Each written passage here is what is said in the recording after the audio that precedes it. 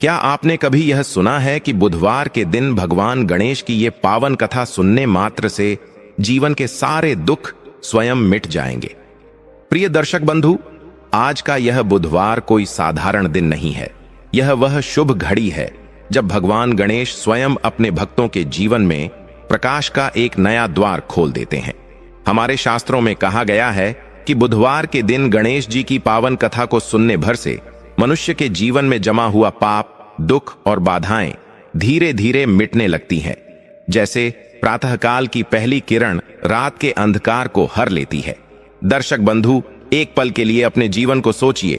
कितनी रुकावटें, कितने अड़चने, कितने क्लेश आप रोज झेलते हैं। कभी काम बनते बनते बिगड़ जाता है, कभी धन आता है पर टिकता नहीं, कभी मन इतना बोझिल हो जाता है कि कुछ समझ नहीं आता कि क्या करें, किस ओर जाएं। लेकिन आज जब आप इस कथा की शुरुआत सुन रहे हैं, ऐसा महसूस होता है जैसे किसी अदृश्य दिव्य शक्ति ने आपके आसपास एक शांत वातावरण बुनना शुरू कर दिया हो। मानो आपके दुखों का भार कुछ हल्का होने लगा हो। भगवान गणेश केवल विघ्नहर्ता नहीं है, वे वह शक्ति हैं जो मनुष्य के भ्रम को ज्ञान में बदल देती है। वे वह बुद्धि हैं जो गलत रास्ते से बचाकर सही मार्ग दिखाती है। वे वह कृपा हैं जो असफलताओं को सफलता में बदल देती है। और यही कारण है कि आज की यह कथा केवल एक कहानी नहीं, बल्कि आपके जीवन का मार्गदर्शक बन सकती है। कई बार मनुष्य अपने दुखों से इतना घिर जाता है कि उसे उम्मीद की एक किरण भी दिखाई नहीं देती। लेकिन कथा का एक छोटा सा प्रसंग भी किसी का बंद भाग्य खोल सकता है। और गणेश जी की कथाओं में वह शक्ति है कि वे मनुष्य की जड़ तक जाकर परिवर्तन कर देती हैं। आपने भी कभी मन ही मन कहा होगा, हे प्रभु, मेरी रुकावटें कब हटेंगी? मेरे घर का क्लेश कब शांत होगा? मेरे जीवन में उजाला कब आएगा? दर्शक बंधु, हो सकता है आज का यह क्षण ही आपके उसी सवाल का उत्तर हो। क्योंकि जब भक्त की श्रद्धा और ईश्वर का आशीर्वाद मिलते हैं, तब चमत्कार होना स्वाभाविक है। इसलिए सिर्फ सुनिए मत, हर शब्द को महसूस कीजिए, हर भाव को अपने भीतर उतरने दीजिए और अपने मन में संकल्प कीजिए कि आज की यह कथा आपके जीवन में एक नई शुरुआत लेकर आएगी। तो आइए, मन को शांत कीजिए, हृदय में भक्ति का दीप जलाइए और भगवान गणेश के पावन नाम का स्मरण करते हुए इस दिव्य कथा की अद्भुत यात्रा की शुरुआत करते हैं। लेकिन दर्शक बंधु, आगे बढ़ने से पहले एक अत्यंत आवश्यक और गंभीर बात आपको अवश्य बताना चाहता हूं। क्योंकि बुधवार के दिन गणेश जी की कथा सुनने का महत्व केवल पुण्य ही नहीं देता, बल्कि यह हमारा धर्म भी बन जाता है कि इसे पूरी श्रद्धा और पूर्णता से सुना जाए।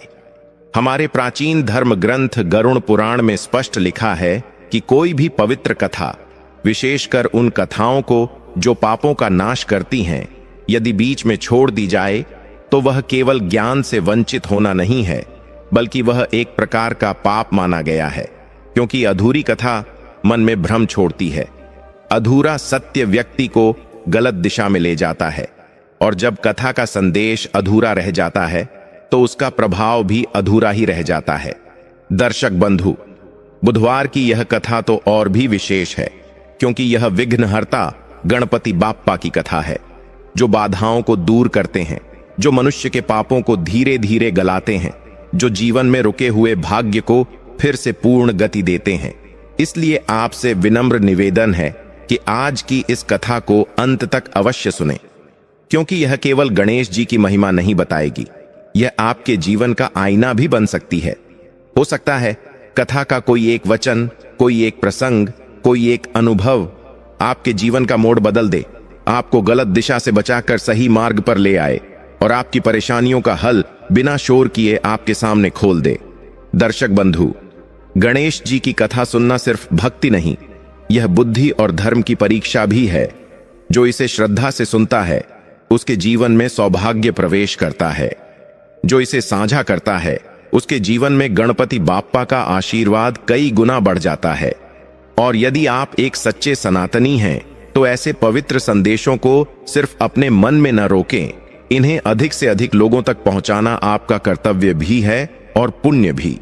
इसलिए इस वीडियो को प्रेम से लाइक करें, अपने परिवार और मित्रों के साथ साझा करें, ताकि हर बुधवार आपको गणेश जी की ऐसी दिव्य कथाएं और जीवन बदल देने वाली शिक्षाएं मिलती रहें। तो आइए दर्शक बंधु, श्रद्धा, विश्वास और भक्ति के साथ गणपति बाप्पा का स्मरण करते हुए इस पावन बुधवार की कथा की शुरुआत करते हैं। अमृत लोक के सम्राट की बेटी की सुंदरता की चर्चा पूरे संसार में थी। वह केवल रूपवान ही नहीं बल्कि बुद्धिमान, साहसी और दयालु भी थी। उसका एक अनोखा पहनावा था, सोने की तारों से बुना हुआ अद्भुत वस्त्र जो उसकी पहचान बन चुका था। वह घोड़े पर सवार होकर पूरे राज्य में घूमती और जहां भी किसी को मुसीबत में पाती उसकी तुरंत सहायता करती। राजकुमारी ने अपनी चतुराई और बहादुरी से न जाने कितने डाकुओं और चोरों को पकड़वाकर काल कोठरी में डलवाया था। राज्य के लोग उसकी बहादुरी और न्यायप्रियता से इतने प्रभावित थे कि उसे उसके असली नाम से नहीं बल्कि राजकुमारी स्वर्णलता अर्थात सोने के वस्त्रों वाली राजकुमारी कहकर पुकारने लगे। समय के साथ उसका असली नाम लगभग भुला ही दिया गया था और अब वह पूरे राज्य में इसी नाम से प्रसिद्ध हो गई थी।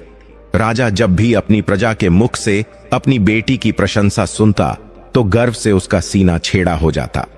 लेकिन उसके मन में एक चिंता भी थी। राजकुमारी स्वर्णलता अब विवाह योग्य हो चुकी थी। राजा चाहता था कि वह किसी योग्य, सुंदर और वीर राजकुमार से विवाह करें। उसके पास कई उपयुक्त प्रस्ताव भी आए और हर महीने किसी न किसी राजा का दूत विवाह का संदेश लेकर दरबार में उपस्थित होता। लेकिन राजकुमारी स्वर्णलता हर प्रस्ताव में कोई ना कोई कमी निकालकर उसे अस्वीकार कर देती। राजा ने कई बार उसे समझाया कि विवाह से इनकार करना उचित नहीं, एक ना एक दिन तो उसे यह निर्णय लेना ही होगा। लेकिन हर बार राजकुमारी मुस्कुराती, राजा के गले में बाहें डालकर हंसते हुए कहती, पिताश्री, जब कोई सच में योग्य राजकुमार आएगा तो मैं मना नहीं करूंगी। राजा उसकी इस बात पर मुस्कुराकर मौन हो जाता। राजकुमारी स्वर्णलता की बुद्धिमत्ता को देखकर राजा उसे अपने साथ दरबार में बैठते, जहां वह प्रजा के मामलों पर विचार करती और निर्णय करने में सहायता करती। राजा ने देखा था कि उसकी बेटी के सुझाव असाधारण रूप से विवेकपूर्ण होती थी और जनता उनके निर्णयों से बहुत प्रसन्न होती। राजा हर माह जनता दरबार लगाता था, जहां हर नागरिक को आने और अपनी समस्या प्रस्तुत करने की स्वतंत्रता थी। वहां कोई भी व्यक्ति अपनी फरियाद सुना सकता था और राजा सभी के साथ न्याय करता था। इसी कारण राज्य में असीम शांति और व्यवस्था बनी हुई थी। कोई भी शक्तिशाली व्यक्ति किसी गरीब का हक नहीं छीन सकता था, क्योंकि वह जानता था कि यदि उसके विरुद्ध दरबार में शिकायत हुई तो राजा उसे दंडित करेगा। हर माह की तरह आज भी दरबार लगा हुआ था। विशाल सभा में राजा अपने सिंहासन पर बैठा था और उसके पास राजकुमारी स्वर्णलता भी उपस्थित थी। प्रजा की नजरें एक ओर राजा की न्यायप्रियता पर टिकी थीं। भव्य दरबार में हमेशा की तरह आज भी राजा अपने सिंहासन पर बैठा था और उसके दाएं हाथ की ओर राजकुमारी स्वर्णलता विराजमान थी। राज्य के प्रतिष्ठित मंत्री और बुद्धिमान अपनी अपनी प्रतिष्ठा के अनुसार अपनी जगहों पर बैठे हुए थे। दरबार के चारों ओर हथियारों से लैस रक्षक खड़े थे, जिनके हाथों में भाले और तलवारें चमक रही थीं। दरबार की सुरक्षा इतनी कड़ी होती थी कि कोई भी व्यक्ति अराजकता फैलाने की हिम्मत नहीं कर सकता था। राजा के आदेश का इंतजार करते हुए दरबार के एक कोने में काले कपड़े पहने 2 जल्लाद भी खड़े हुए थे। यदि किसी अपराधी को मृत्युदंड सुनाया जाता तो उसकी सजा तुरंत लागू कर दी जाती। राजा बड़ी गंभीरता से फरियादें सुन रहा था और हर मामले में राजकुमारी स्वर्णलता की सलाह ले रहा था। तभी दरबार के मुख्य द्वार पर एक वृद्ध व्यक्ति प्रकट हुआ। उसकी उम्र इतनी अधिक थी कि उसकी कमर झुक चुकी थी। उसकी लंबी सफेद दाढ़ी नाभि तक लटक रही थी और कांपते हाथों में एक लकड़ी की छड़ी थी, जिस पर वह सहारा लिए हुए धीरे धीरे आगे बढ़ रहा था। राजा साहब, फरियाद, मेरी फरियाद भी सुनी जाए। उसकी आवाज इतनी कमजोर थी कि पूरा दरबार एक पल के लिए शांत हो गया। राजा और राजकुमारी दोनों उस वृद्ध की ओर देखने लगे। राजा ने गंभीर स्वर में कहा, आगे आओ। वृद्ध पुरुष, बताओ, तुम्हें किसने सताया है? वृद्ध कांपते हुए एक एक कदम बढ़ाता हुआ राजा के सामने पहुंचा। उसकी आंखों से आंसू बह रहे थे और वह बड़ी कठिनाई से बोल रहा था, राजा साहब, मुझे न्याय चाहिए। इस बुढ़ापे में मैं बहुत दूर से आपके पास आया हूं। न्याय की आशा में राजा ने दृढ़ स्वर में कहा, बोलो, तुम्हारी समस्या क्या है? मैं न्याय करने में कभी किसी के साथ पक्षपात नहीं करता। वृद्ध ने सिर उठाया। उसकी आंखों में एक अजीब सी दृढ़ता थी। उसने कहा, राजा साहब, सोच लीजिए, कहीं ऐसा ना हो कि आपकी ममता न्याय के मार्ग में रुकावट बन जाए। राजा ने भौहें चढ़ाकर गहरी आवाज में कहा, तुम मेरी न्यायप्रियता पर संदेह कर रहे हो वृद्ध पुरुष? क्या तुम नहीं जानते कि मैंने न्याय करते हुए कभी किसी की परवाह नहीं की? वृद्ध ने एक लंबी सांस ली और कांपते स्वर में कहा, राजा साहब, आपकी बेटी राजकुमारी स्वर्णलता ने मेरे बेटे की हत्या कर दी है। दरबार में अचानक खलबली मच गई। चारों ओर सन्नाटा छा गया। हर व्यक्ति गुस्से से वृद्ध को देखने लगा। क्या राजा अवाक रह गया?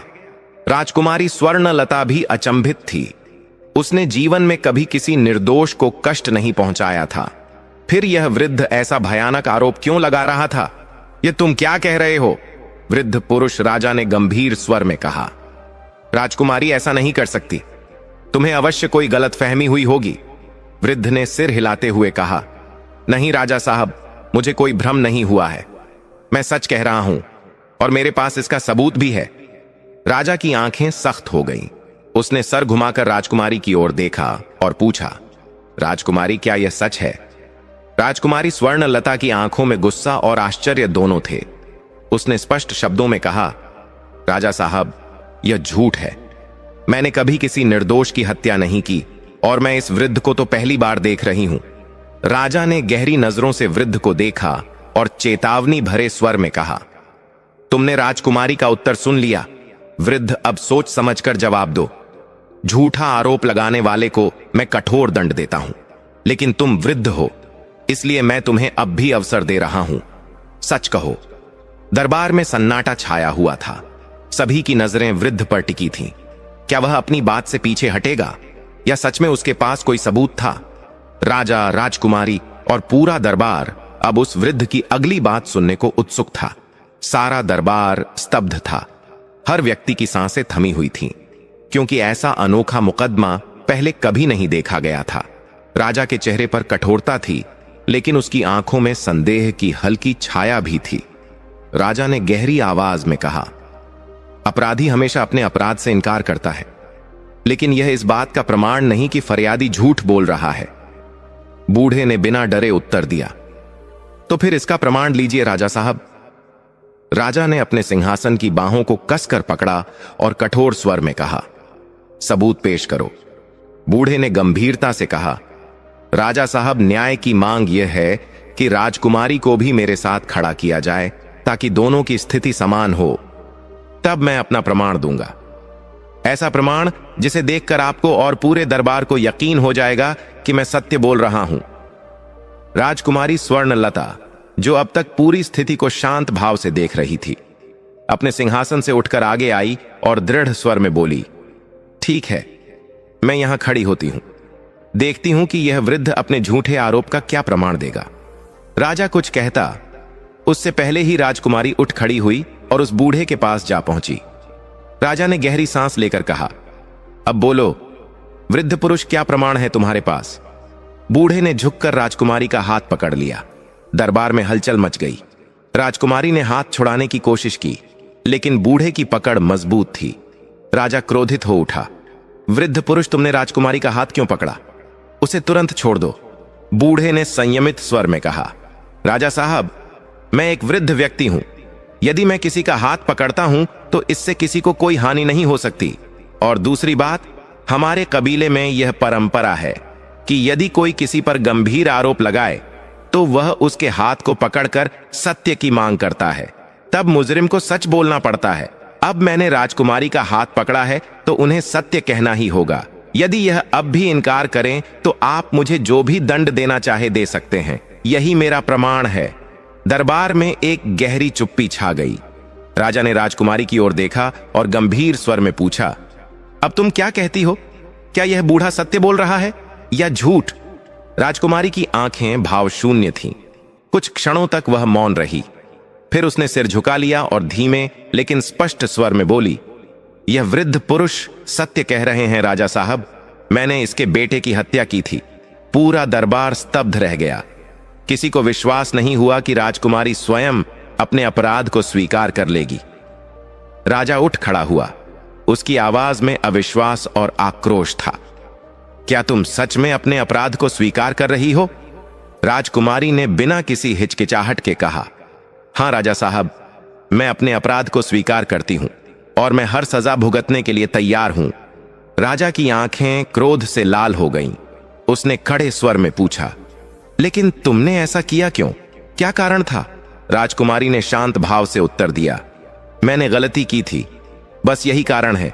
बूढ़े ने राजा की ओर देखा और दृढ़ स्वर में कहा, राजा साहब, अब न्याय कीजिए।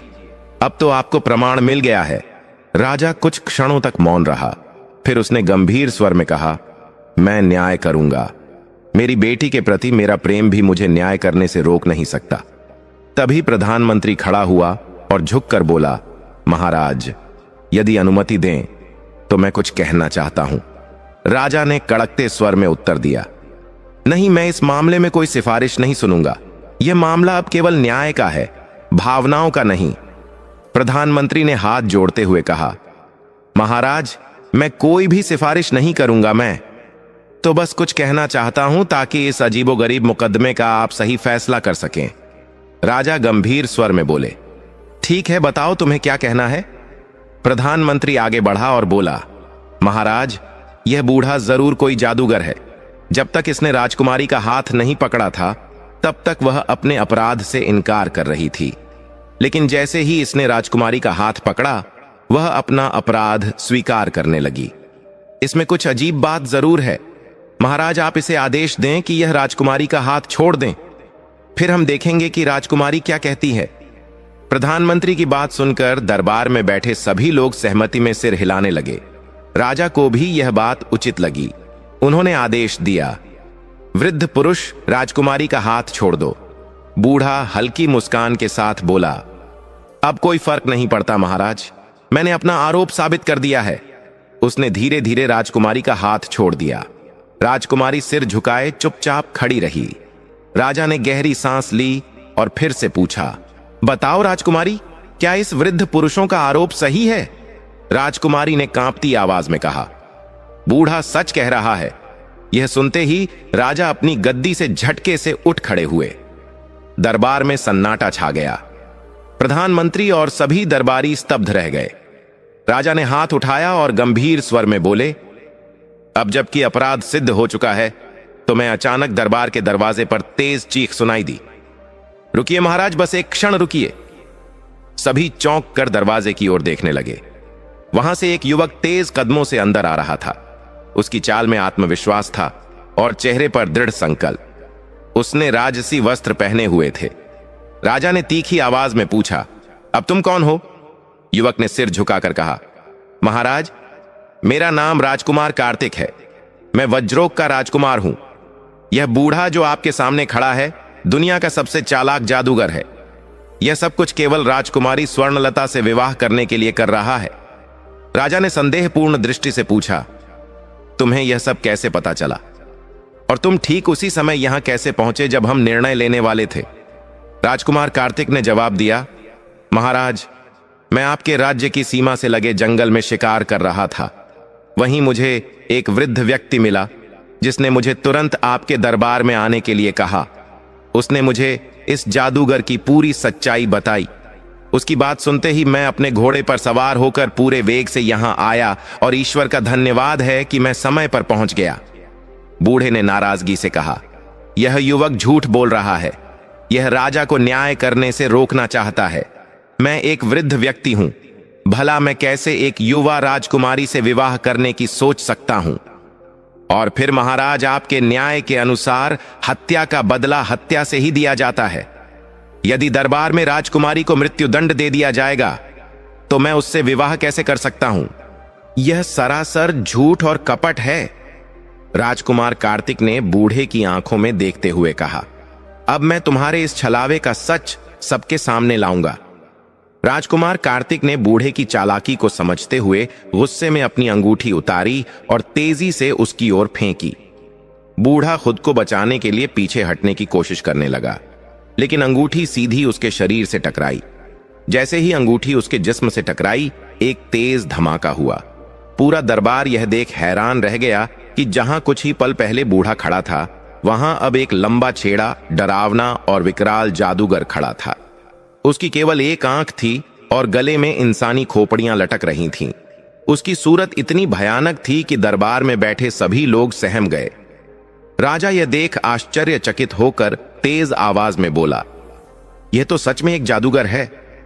राजा के कुछ कहने से पहले ही उस जादूगर ने अपने दोनों हाथ उठाकर राजकुमारी की ओर झटके से बढ़ा दिए। अगले ही पल राजकुमारी चक्कर खाकर जमीन पर गिर गई और बेहोश हो गई। जादूगर ठहाके लगाते हुए बोला, अब कोई भी राजकुमारी स्वर्णलता को मुझसे नहीं बचा सकता। अब मैं उससे विवाह जरूर करूंगा। राजकुमार कार्तिक ने अपनी तलवार निकाल ली और जादूगर की ओर तेजी से बढ़ा, लेकिन भूतनाथ नाम का यह कान्हा जादूगर पहले ही मंत्र पढ़ चुका था। उसने तेजी से फूंक मारी और उसी पल राजकुमार, राजा और पूरा दरबार जड़ होकर खड़ा रह गया, मानो उन पर कोई जादू कर दिया गया हो।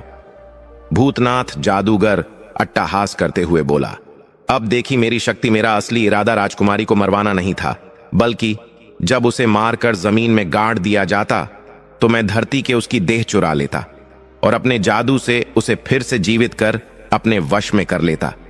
लेकिन इस लड़के ने मेरी सच्चाई सबके सामने उजागर कर दी। अब मुझे राजकुमारी को सबके सामने ले जाना ही पड़ेगा। इतना कहकर उसने अपने दोनों हाथ ऊपर उठाए और आसमान की ओर इशारा किया। कुछ ही पल बाद 3 चमकदार परियां बादलों को चीरते हुए नीचे आईं और भूतनाथ जादूगर के सामने झुक गई। मेरी सेविकाओं, राजकुमारी स्वर्णलता को सावधानी से उठाओ और मेरे महल में पहुंचा दो, जादूगर ने आदेश दिया। परियां तुरंत आगे बढ़ीं और राजकुमारी को अपने हाथों में उठा लिया। गिरने की वजह से उसका मुकुट दूर जा गिरा था और उसके घने बाल जमीन पर बिखर गए थे। तीनों परियां राजकुमारी को लेकर हवा में उड़ने लगीं। देखते ही देखते वे सब बादलों के बीच गायब हो गई। भूतनाथ जादूगर एक बार फिर ठाका लगाते हुए बोला, मैं चाहता तो इस युवक को कड़ी सजा देता, जिसने भरे दरबार में मेरा भेद खोल दिया, लेकिन इसे भेजने वाला कोई और है। अब मैं जा रहा हूं। कोई मेरे पीछे आने की कोशिश ना करे, वरना उसकी मौत सुनिश्चित है। और हां, अब राजकुमारी स्वर्णलता को हमेशा के लिए भूल जाओ। इतना कहते ही उसने अपने दोनों हाथ हवा में घुमाए और देखते ही देखते गायब हो गया। दरबार अब भी स्तब्ध खड़ा था। जैसे ही भूतनाथ जादूगर गायब हुआ, दरबार में मौजूद हर व्यक्ति अचानक अपनी जगह पर हिलने डुलने लगा। ऐसा लग रहा था जैसे किसी जादू ने सभी को जकड़ रखा था और अब वह खत्म हो गया था।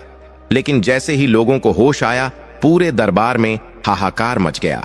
राजकुमारी स्वर्णलता के इस तरह अगवा हो जाने से हर कोई दुखी था। कुछ लोग घबराकर एक दूसरे से पूछ रहे थे कि अब क्या होगा, तो कुछ निराश होकर रो रहे थे। राजकुमार कार्तिक ने तुरंत हाथ उठाकर ऊंची आवाज में कहा, शांत हो जाइए। इस तरह रोने चिल्लाने से राजकुमारी वापस नहीं आएगी। राजकुमार की बुलंद आवाज सुनते ही पूरा दरबार शांत हो गया। लेकिन राजा गहरे शोक में डूबे हुए थे। उनके चेहरे से साफ झलक रहा था कि वह अपनी बेटी को खोने के डर से टूट चुके हैं। दोनों हाथों से सिर पकड़े हुए वे एकदम स्तब्ध बैठे थे, मानो उन्होंने अपने होश हवास खो दिए हो। तभी प्रधानमंत्री ने धीरे से कहा, राजकुमार कार्तिक, आपने उस जादूगर की सच्चाई सबके सामने उजागर की है। अब आपको ही बताना होगा कि राजकुमारी को कैसे बचाया जा सकता है। राजा ने दुखी स्वर में कहा, राजकुमार, कृपया मेरी बेटी को वापस ले आइए। जो चाहोगे वह मैं तुम्हें दूंगा। मेरा राजपाट, धन दौलत सब कुछ ले लो, लेकिन मेरी बेटी को मुझसे दूर मत होने दो। राजकुमार कार्तिक ने कहा, राजा साहब, आप धैर्य रखें। मैं आपकी बेटी को वापस लाने का वचन देता हूं। मैं किसी इनाम या जागीर के लिए नहीं, बल्कि उस क्रूर जादूगर का अंत करने के लिए यह लड़ाई जरूर लड़ूंगा। उसने एक निर्दोष व्यक्ति पर झूठा इल्जाम लगाया और अपनी जादुई शक्तियों के बल पर राजकुमारी का अपहरण कर लिया। उसे हर हाल में रोकना होगा। दरबार में सन्नाटा छा गया। हर कोई राजकुमार कार्तिक की बातों को ध्यान से सुन रहा था। तभी राजा ने गहरी सांस लेते हुए कहा, मुझे समझ नहीं आता कि वह जादूगर किसी मृत व्यक्ति को फिर से कैसे जीवित कर सकता है। जीवन और मृत्यु का निर्णय तो केवल ईश्वर के हाथ में होता है।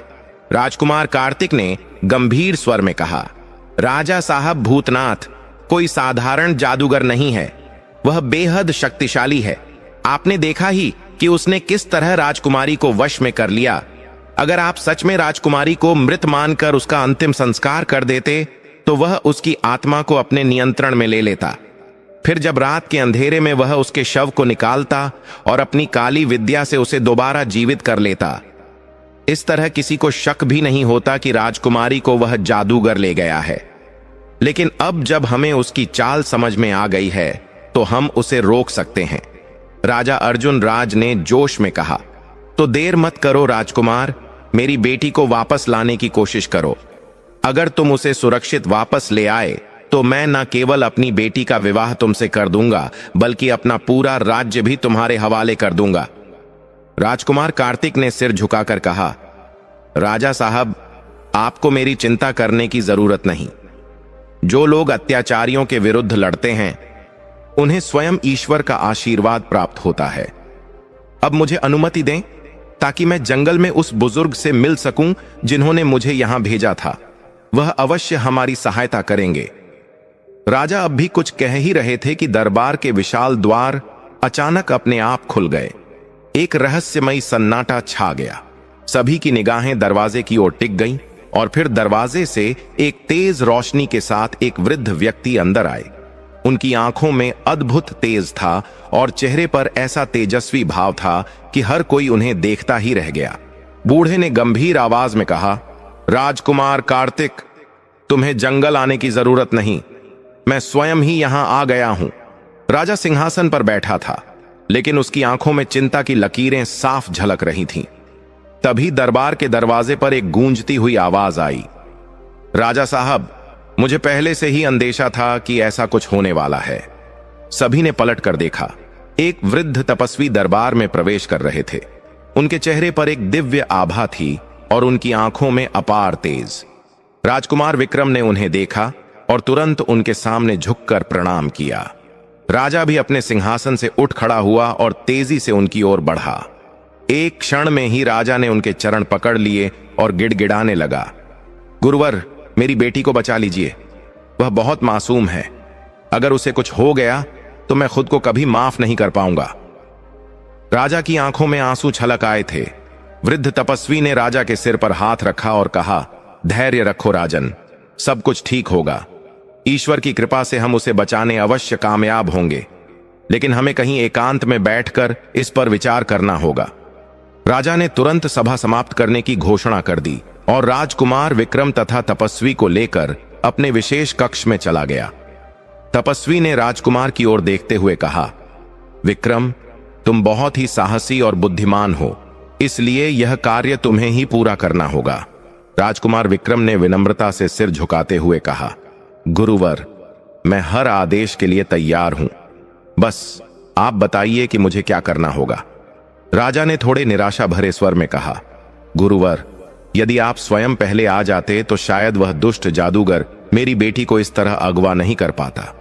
तपस्वी ने गंभीर स्वर में उत्तर दिया, राजा, कुछ बातें मनुष्य की समझ से परे होती हैं। मैं एक महत्वपूर्ण साधना में लीन था जिससे बाहर निकलना असंभव था। अगर मैंने वह साधना बीच में छोड़ दी होती तो पूरा दरबार राजकुमारी समेत भस्म हो जाता। यही कारण था कि मैंने उस समय राजकुमार विक्रम को अपनी शक्ति से युक्त अंगूठी देकर भेजा था। मुझे लगा था कि जादूगर डर कर भाग जाएगा, लेकिन दुर्भाग्यवश उसने अपनी कुटिल चाल से राजकुमारी का अपहरण कर लिया। अब हमें सोच समझकर कदम उठाना होगा। राजकुमार विक्रम ने दृढ़ स्वर में कहा, गुरुवर, कृपया बताइए, जादूगर भूतनाथ राजकुमारी को कहां ले गया है? मैं तुरंत वहां जाकर उसे बचाने के लिए अपनी सेना तैयार करता हूं। तपस्वी ने आंखें बंद कर लीं और ध्यान में लीन हो गए। राजा और राजकुमार विक्रम उनकी ओर टकटकी लगाए देख रहे थे। कुछ क्षणों बाद तपस्वी ने चौंक कर आंखें खोलीं। उनके चेहरे पर चिंता की लकीरें दिख रही थीं। राजा घबराते हुए बोले, गुरुवर, मेरी बेटी सुरक्षित तो है ना? तपस्वी ने गहरी सांस लेते हुए कहा, हां, राजकुमारी जीवित है, लेकिन अब वह भूतनाथ जादूगर के कब्जे में नहीं रही।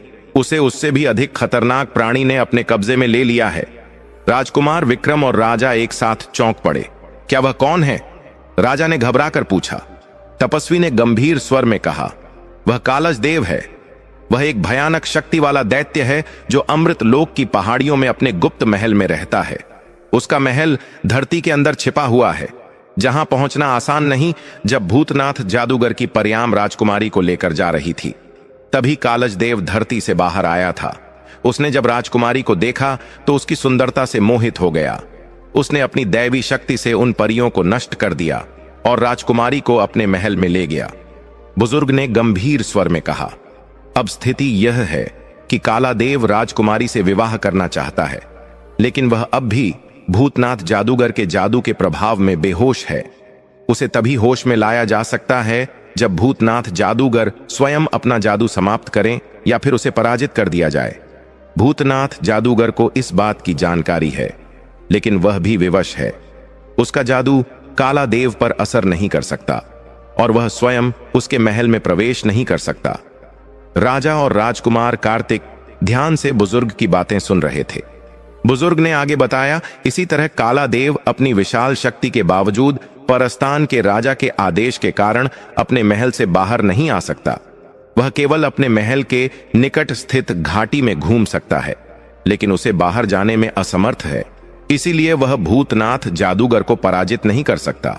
इस प्रकार दोनों ही एक दूसरे के खिलाफ कुछ नहीं कर सकते और राजकुमारी अब भी बेहोश है। जब तक इनमें से कोई हार ना मान ले, तब तक राजकुमारी को वापस नहीं लाया जा सकता। राजा के चेहरे पर चिंता और निराशा के भाव उभर आए, लेकिन इससे पहले कि वह कुछ कहता, राजकुमार कार्तिक ने आत्मविश्वास से कहा, महात्मन, मैं इन दोनों से लड़ने के लिए तैयार हूं, आप बस मेरा मार्गदर्शन करें। बुजुर्ग ने उसकी ओर देखकर मुस्कुराते हुए कहा, शाबाश, तुम वास्तव में एक साहसी और बुद्धिमान व्यक्ति हो। ईश्वर ने चाहा तो तुम अपने उद्देश्य में सफल हो जाओगे। सबसे पहले तुम्हें अग्निपुर जाना होगा और वहां काला देव को पराजित करना होगा। जब वह समाप्त हो जाएगा तो भूतनाथ जादूगर राजकुमारी को पाने के लिए खुद ही सामने आ जाएगा। उसके बाद तुम राजकुमारी को बचा सकते हो। इतना कहकर बुजुर्ग ने अपनी जेब से एक छोटी सी लकड़ी की एक पट्टी निकाली और राजकुमार कार्तिक को थमा दी। यह पट्टी अपने पास रखना।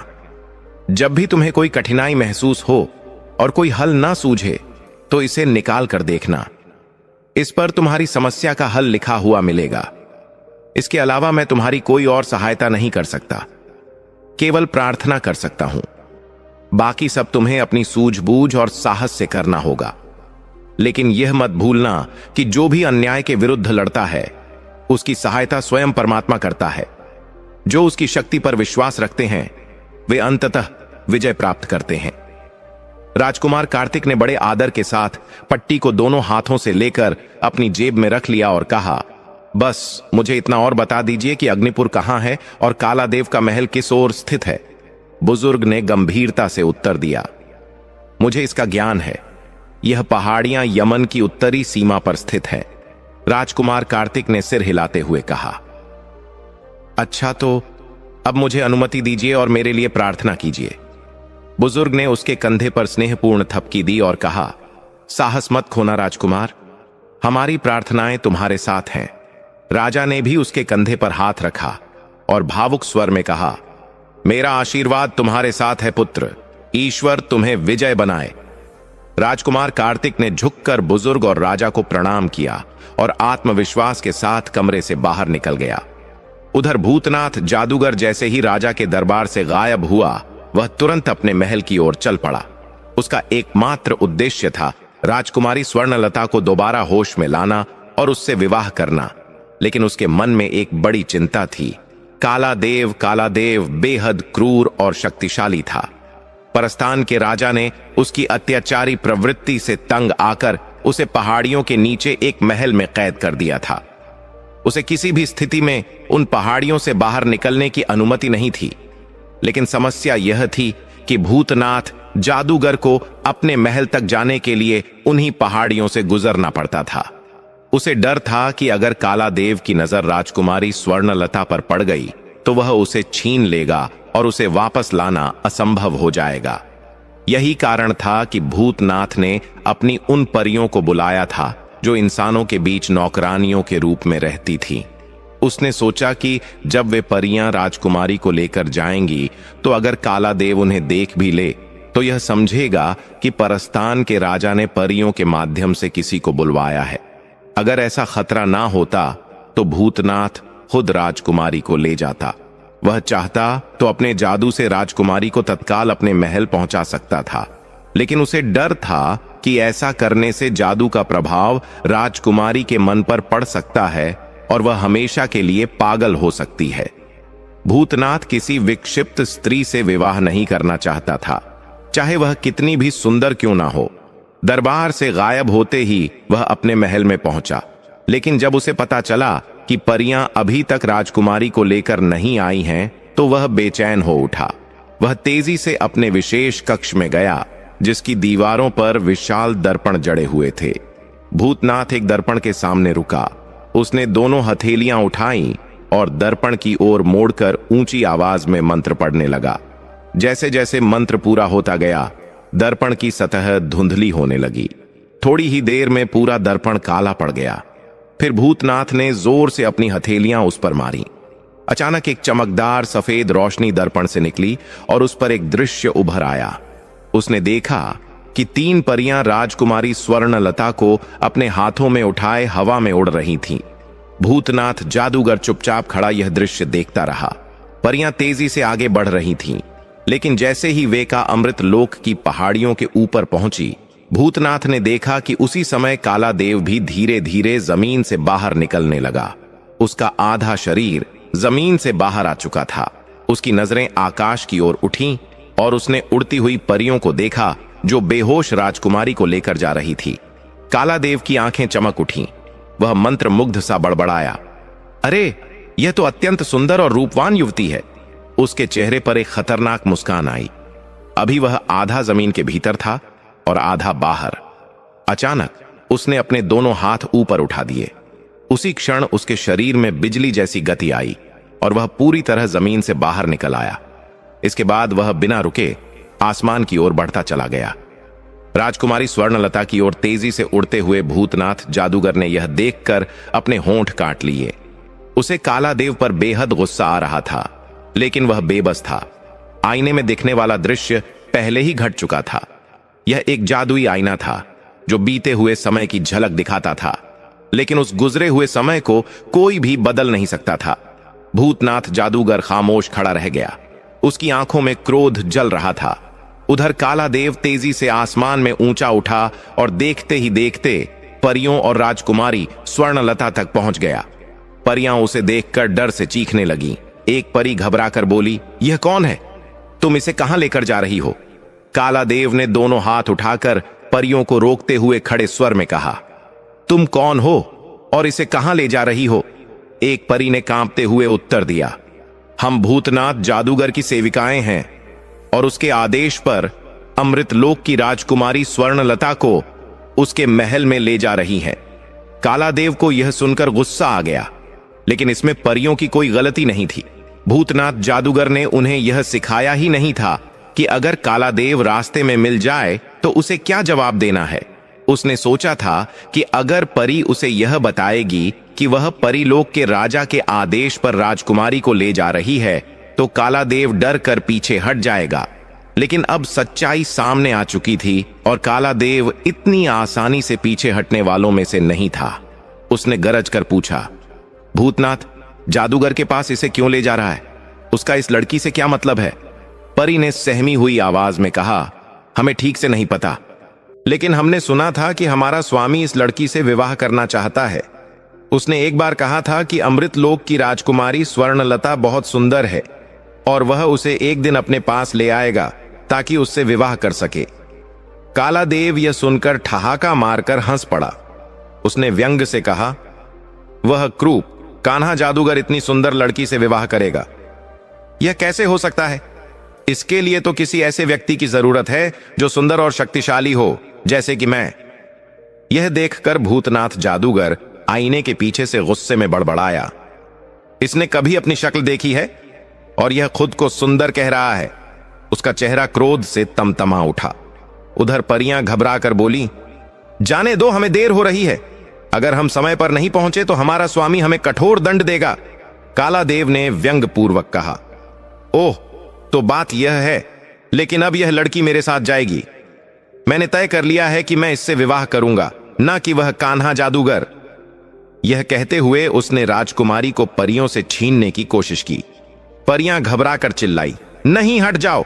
हम राजकुमारी को तुम्हारे हवाले नहीं कर सकती, लेकिन इससे पहले कि वे कुछ कर पाती। काला देव ने गुस्से में एक परी की गर्दन पकड़ ली और जोर से मरोड़ दिया।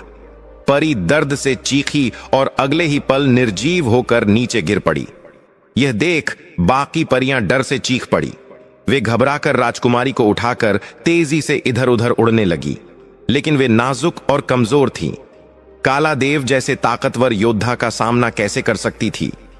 काला देव ने एक झटके में 2 परियों को पकड़ लिया और उनकी गर्दन मरोड़ दी। परियां दर्द से चिल्लाई और अगले ही पल उनकी गर्दन टूट गई। राजकुमारी स्वर्णलता उनके हाथों से निकलकर किसी गेंद की तरह नीचे गिर रही थी। परियों की गर्दन मरोड़ते ही काला देव ने बिजली की तरह तेजी से गोता लगाया और फिर जमीन के करीब पहुंचकर गिरती हुई राजकुमारी को अपने दोनों हाथों में थाम लिया। अगले ही क्षण वह राजकुमारी को लेकर जमीन के अंदर समा गया और देखते ही देखते दोनों वहां से गायब हो गए। परियों की तीनों निर्जीव देह वहीं जमीन पर पड़ी थी। भूतनाथ जादूगर एक तक खड़ा इस स्थिति को देख रहा था। उसका दिमाग तेजी से सोचने में लगा था कि अब वह उस क्रूर और शक्तिशाली काला देव के चंगुल से राजकुमारी को कैसे मुक्त कराए, लेकिन कोई भी उपाय उसकी समझ में नहीं आ रहा था। वह काला देव के महल में प्रवेश नहीं कर सकता था, क्योंकि परस्तान के राजा ने अपने राज्य में जादूगरों के प्रवेश पर रोक लगा रखी थी। परस्तान के राजा को इस बात का भय था कि कहीं कोई जादूगर काला देव की मदद से उस स्थान से बाहर ना निकल जाए। भूतनाथ जादूगर को परस्तान के राजा की शक्ति का भली भांति ज्ञान था। उसे मालूम था कि अगर कोई जादूगर वहां घुसने की कोशिश करेगा तो वह तुरंत जलकर राख हो जाएगा और उसका जादू किसी काम नहीं आएगा। वह कई क्षणों तक सोचता रहा और फिर उसने अपने दोनों हाथों की हथेलियां आईने पर फेरी। अचानक वह तेजी से मुड़ा और कमरे के बीचों बीच रखी मेज तक पहुंचा। मेज पर एक बड़ा सा पात्र रखा था। उसने उस पात्र को उठाया और फिर बगल में रखे एक चाकू को उठाकर उसकी नोक अपनी उंगली में छुभा दी। जैसे ही चाकू की नोक चुभ, उसकी उंगली से रक्त की धार बहकर पात्र में टपकने लगी। जादूगर ने तुरंत अपनी उंगली मुंह में डाल ली और खून का रिसाव रोकने के लिए उसे चूसने लगा। कुछ ही क्षणों में खून बहना बंद हो गया। अब उसने झुककर पात्र में पड़े रक्त को ध्यान से देखा और साथ ही बुदबुदाते हुए एक मंत्र का जाप करने लगा। खूनी बोने इस पात्र से बाहर आओ, खूनी बोने इस पात्र से बाहर आओ, भूतनाथ जादूगर ने जोर से कहा। जैसे ही मंत्र समाप्त हुआ, पात्र में भरा रक्त धीरे धीरे गायब होने लगा। जब पात्र पूरी तरह खाली हो गया तो अचानक उसमें से एक नन्हा सा बोना उछलकर मेज पर आ खड़ा हुआ। उसका रंग रक्त के समान लाल था। मेज पर खड़े होते ही उसका कद बढ़ने लगा और कुछ ही क्षणों में वह आम बोनों के बराबर हो गया। जैसे ही उसने अपनी जगह बनाई, वह झुककर बोला, आदेश दें मेरे स्वामी, आपने मुझे क्यों बुलाया है? भूतनाथ जादूगर ने उसकी ओर तीखी नजरों से देखा और कहा, खूनी बोने, मैं राजकुमारी स्वर्णलता को परियों की सहायता से अपने महल में लाने ही वाला था, लेकिन रास्ते में काला देव ने उन परियों को मार डाला और राजकुमारी को छीनकर अपने महल में ले गया। मुझे बताओ, मैं उसे कैसे वापस ला सकता हूं? खूनी बोने ने कुछ क्षण सोचा, फिर धीरे से पूछा, मेरे स्वामी, आप इस राजकुमारी को अपने महल में क्यों लाना चाहते हैं? भूतनाथ जादूगर ने झुंझलाते हुए कहा, मैं उससे विवाह करना चाहता हूं, वह मुझे बहुत पसंद है। क्या राजकुमारी भी आपसे विवाह करना चाहती थी? खूनी बोने ने अगला प्रश्न किया। भूतनाथ जादूगर हंस पड़ा और बोला, नहीं, मैंने उस पर मंत्र डालकर उसे वश में कर लिया था। मैं उसे अपने महल में लाकर होश में लाने वाला था, क्योंकि उसे मैंने बेहोश कर दिया था और फिर मेरे जादू के प्रभाव में आकर वह मुझसे विवाह के लिए तैयार हो जाती। लेकिन यह शापित काला देव बीच में टपक पड़ा और उसने मेरी योजना पर पानी फेर दिया। अब मुझे डर है कि वह भी उससे विवाह करने का प्रयास करेगा। भूतनाथ जादूगर ने गहरी सोच में डूबे हुए खूनी बोने से कहा, हां, वह जरूर कोशिश करेगा, खूनी बोने ने जवाब दिया। लेकिन उसकी कोशिश कभी सफल नहीं होगी मेरे स्वामी। राजकुमारी स्वर्णलता के दिमाग पर तुम्हारे जादू का असर है और वह अभी भी बेहोश है। कालादेव उसे होश में नहीं ला सकता, वह केवल हाथ मलता रह जाएगा। उसे यह सुनकर राहत मिली कि राजकुमारी स्वर्णलता फिलहाल कालादेव के बस में नहीं थी, लेकिन खूनी बोने ने गंभीर स्वर में कहा, राजकुमारी स्वर्णलता महल से बाहर नहीं जा सकती। यदि तुम्हें उसे वापस पाना है तो तुम्हें कालादेव को खत्म करना होगा। भूतनाथ जादूगर की भौहें तन गईं। लेकिन मैं उसके महल में जा नहीं सकता, तो उसे मारूंगा कैसे? तुम ही कोई उपाय बताओ। इसके लिए तुम्हें कठिन परिश्रम करना होगा मेरे स्वामी। खूनी बोने ने उत्तर दिया, मैं जानता हूं कि कालादेव की जान 2 मानव खोपड़ियों में कैद है। जब तक वे खोपड़ियां चूर चूर नहीं हो जाती, तब तक कालादेव अमर रहेगा। इसलिए वह हमेशा उन खोपड़ियों को अपने गले में पहनकर रखता है ताकि कोई उन्हें तोड़ ना सके। कालादेव इतना शक्तिशाली है कि कोई उसके गले से वे खोपड़ियां नहीं उतार सकता। इसे नष्ट करने का एक ही तरीका है। क्या तरीका? भूतनाथ जादूगर ने उत्सुकता से पूछा। तुम्हें अपने महल के विशेष कक्ष में बैठकर अलाप जादू का अभ्यास करना होगा। जब यह जादू पूरी तरह तुम्हारे नियंत्रण में आ जाएगा, तब तुम इतने शक्तिशाली हो जाओगे कि अपने महल में बैठे बैठे ही कालादेव की खोपड़ियों को चूर चूर कर सकते हो। जब वह अपने महल से निकलकर घाटी में आएगा, तो तुम अपने जादू से उसे समाप्त कर सकते हो। इसके अलावा कोई दूसरा उपाय नहीं है। भूतनाथ जादूगर की आंखों में चिंता झलकने लगी। लेकिन यह जादू सीखना बेहद कठिन है। इसमें 40 दिन लगते हैं और इस दौरान मुझे अपनी सारी जादुई शक्तियां त्यागनी होंगी। उन 40 दिनों तक मैं एक साधारण मनुष्य की तरह कमजोर हो जाऊंगा। यदि इस दौरान कोई मेरे महल में आ गया तो वह मुझे आसानी से मार सकता है। कोई और उपाय बताओ। खूनी बोने ने सिर हिलाते हुए कहा, मेरे स्वामी, इसके अलावा और कोई रास्ता नहीं है। यदि तुम सच में राजकुमारी स्वर्णलता को पाना चाहते हो तो तुम्हें यह जादू हर हाल में सीखना होगा। हां, एक उपाय है जिससे तुम अपनी जान बचा सकते हो। क्या उपाय? भूतनाथ जादूगर ने उत्सुकता से पूछा। तुम अपनी आत्मा को किसी पक्षी में स्थानांतरित कर सकते हो और उस पक्षी को किसी ऐसी जगह छिपा सकते हो जहां कोई उसे ढूंढ ना सके। इस तरह अगर कोई तुम्हें मारने की कोशिश भी करे तो भी तुम सुरक्षित रहोगे। भूतनाथ जादूगर की आंखों में चमक आ गई। यह तो बहुत अच्छा उपाय है। अब मैं निश्चित रूप से अलाप जादू सीखूंगा और उसके बाद कालादेव को मारकर राजकुमारी स्वर्णलता को पालूंगा। तुम्हारा बहुत बहुत धन्यवाद खूनी बोने। अब तुम जा सकते हो। खूनी बोने ने जाने से पहले एक अंतिम चेतावनी दी। स्वामी वज्रोग के राजकुमार कार्तिक भी राजकुमारी स्वर्णलता को पाने के लिए निकल चुका है। वह पहले कालादेव को हराने का प्रयास करेगा और यदि वह सफल हो गया तो फिर वह तुम्हारी ओर बढ़ेगा। तुम्हें सतर्क रहना चाहिए। भूतनाथ जादूगर ठहाका मारकर हंस पड़ा। वह मूर्ख है। कालादेव जैसा शक्तिशाली और निर्दयी राक्षस उसे पल भर में मलकर रख देगा। वह मेरे या कालादेव के लिए कोई खतरा नहीं है। केवल मैं ही कालादेव का अंत कर सकता हूं। अलाप जादूश की शक्ति से जैसी आपकी इच्छा। स्वामी खूनी बोने ने सिर झुका लिया। मेरा कर्तव्य था आपको इस खतरे की जानकारी देना। मुझे किसी इंसान का डर नहीं है। अब तुम जा सकते हो। भूतनाथ जादूगर ने आदेश दिया। खूनी बोने का आकार धीरे धीरे सिकुड़ने लगा। वह फिर से उंगली जितना छोटा हो गया और छलांग लगाकर प्याले के भीतर समा गया। देखते ही देखते प्याले का रंग सामान्य हो गया और वह खाली दिखाई देने लगा। भूतनाथ जादूगर खूनी बोने के गायब होते ही तेजी से पलटा और फिर अपने खास कमरे से निकलकर महल के नीचे बने तहखाने की सीढ़ियां उतरने लगा। यह तहखाना उसने विशेष रूप से जादू साधना के लिए बनवाया था। यहां उसके अलावा किसी और का प्रवेश निषिद्ध था। गुप्त कक्ष में पहुंचते ही उसने दरवाजा बंद किया और एक गहरा श्वास लिया। फिर उसने अपने हाथ आसमान की ओर उठाए और एक मंत्र उच्चारित किया। देखते ही देखते उसकी हथेलियों के बीच 7 रंगों की एक सुंदर चिड़िया प्रकट हो गई। यह कोई साधारण चिड़िया नहीं थी, बल्कि विशेष जादुई शक्ति से युक्त थी। भूतनाथ ने चिड़िया को धीरे से अपनी मुट्ठी में बंद किया और उसे अपने होठों के पास लाकर एक रहस्यमय मंत्र पढ़ने लगा। वह मंत्र लगातार बुदबुदाता रहा और फिर उसने चिड़िया की चोंच खोलकर उसमें एक लंबी फूंक मारी। चिड़िया ने बेचैनी से अपने पंख फड़फड़ाए, लेकिन भूतनाथ ने उसे मजबूती से थामे रखा। उसने यह प्रक्रिया 3 बार दोहराई, जिसके बाद चिड़िया 3 की आंखें धीरे धीरे गहरे लाल रंग की हो गई। यह इस बात का संकेत था कि उसका मंत्र सफल रहा और उसकी आत्मा अब उस चिड़िया में समाहित हो चुकी थी। अब भूतनाथ तब तक अमर रहेगा जब तक यह चिड़िया जीवित रहेगी। अब भूतनाथ को इस चिड़िया को किसी ऐसी जगह छिपाना था जहां कोई भी उसे ना खोज सके।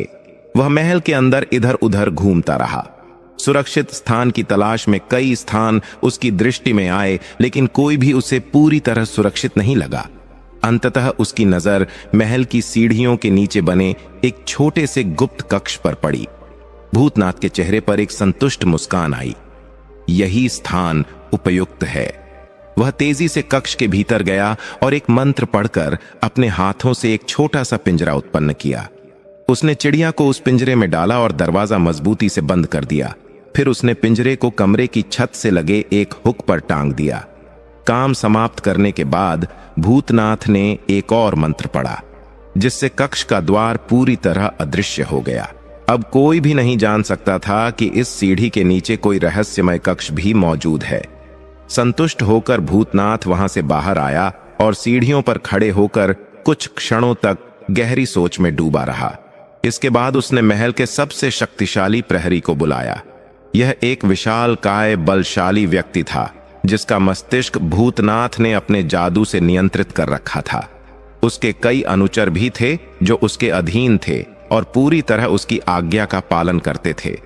यदि कोई जादूगर महल पर आक्रमण करता तो वह पहले इन पहरेदारों को जादू से हटाने की कोशिश करता, लेकिन वे असली इंसान थे जिन्हें जादू से नहीं हराया जा सकता था।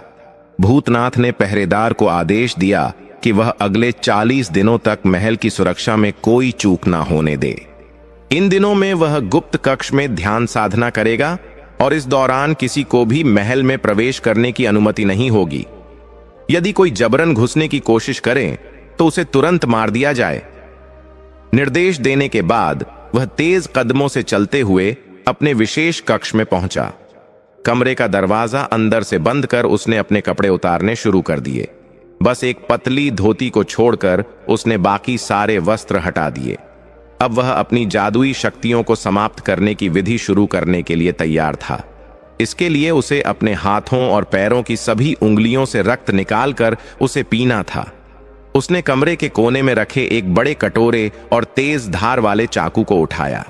फिर चाकू की धार को अपनी उंगलियों पर रखकर हल्का सा दबाव बनाया, जिससे ताजा रक्त बहने लगा। उसने अपनी उंगलियों और अंगूठों को एक एक कर चीरकर उनका रक्त कटोरे में जमा किया। जब हाथों से पर्याप्त रक्त निकल आया तो उसने पैरों की उंगलियों पर भी यही प्रक्रिया दोहराई। हर उंगली से बस कुछ बूंदें निकालकर वह तुरंत अपने थूक को घाव पर लगाता और जख्म अदृश्य हो जाता। जब उसके दोनों हाथों और पैरों की सभी उंगलियों का रक्त कटोरे में एकत्र हो गया तो उसने चाकू को दूर फेंक दिया और एक गहरी सांस ली। उसने कटोरे को उठाया और बिना रुके उसमें मौजूद रक्त को एक ही बार में पी गया। जब आखिरी बूंद भी उसके गले से नीचे उतर गई, तब उसने खाली कटोरे को एक ओर रख दिया। अब वह पहले सीखी हुई सारी जादुई शक्तियों को त्याग चुका था। एक साधारण मनुष्य की तरह जिसमें कोई विशेष शक्ति नहीं थी, लेकिन उसे चिंता नहीं थी, डर भी नहीं था, क्योंकि उसने पहले ही अपनी आत्मा को 7 रंगों वाली चिड़िया में सुरक्षित कर लिया था। अब कोई भी उसका अंत नहीं कर सकता था। उसे अच्छी तरह पता था कि जैसे ही वह अलौकिक विद्या को प्राप्त कर लेगा, उसकी पुरानी सभी शक्तियां स्वतः ही लौट आएंगी। और जब वह यह विद्या प्राप्त कर लेगा तो वह न केवल संसार का सबसे महान जादूगर बनेगा, बल्कि काला देव को भी पराजित कर देगा। इसके साथ ही राजकुमारी स्वर्णलता को भी वह अपना बना सकेगा। उसके लिए यह सबसे बड़ी उपलब्धि होगी कि वह न केवल सबसे शक्तिशाली बनेगा, बल्कि दुनिया की सबसे सुंदर स्त्री भी उसकी जीवन संगिनी होगी। अब अपना जादू समाप्त करने के बाद वह जमीन पर बैठ गया। अपनी टांगे मोड़कर ध्यान की मुद्रा में बैठते ही उसने अपनी आंखें बंद कर लीं और अलौकिक विद्या प्राप्त करने के लिए विशेष मंत्रों का जाप शुरू कर दिया। उधर कालादेव राजकुमारी स्वर्णलता को अपने महल में ले आया था। वह अत्यधिक प्रसन्न था, मानो किस्मत ने उसके लिए सोने की बारिश कर दी हो। उसने कभी सोचा भी नहीं था कि बिना किसी कठिनाई के उसे संसार की सबसे अनुपम सुंदरता प्राप्त हो जाएगी। वह जिस महल में रहता था वहां कोई भी जाने की हिम्मत नहीं करता था। वर्षों से वह वहां अकेला रह रहा था और इस एकाकी जीवन से ऊब चुका था। लेकिन आज परिस्थितियां पूरी तरह बदल चुकी थीं। उसने राजकुमारी स्वर्णलता को महल के सबसे सुंदर कक्ष में शानदार तरीके से सजाए गए एक विशाल पलंग पर लिटा दिया। फिर वह उसे होश में लाने की कोशिश करने लगा। उसने उसे हल्के से हिलाया, फिर जोर जोर से झंझोड़ा, लेकिन राजकुमारी की चेतना वापस नहीं आई। यह देखकर कालादेव बेचैन हो उठा। उसे समझ नहीं आ रहा था कि आखिर राजकुमारी होश में क्यों नहीं आ रही थी। काफी देर तक प्रयास करने के बाद भी जब कोई असर नहीं हुआ तो अचानक उसे अपनी एक बुजुर्ग सेविका की याद आई। ये वही स्त्री थी जो उसके लिए भोजन बनाती थी और जिसे परिलोक के राजा ने उसकी देखभाल के लिए भेजा था। पूरे महल में वही अकेली सेविका थी जो कालादेव के साथ रहती थी। एक बार उसने कालादेव को बताया था कि वह मामूली जादू भी जानती है और अपने जादू से बीते हुए समय की घटनाओं को देख सकती है।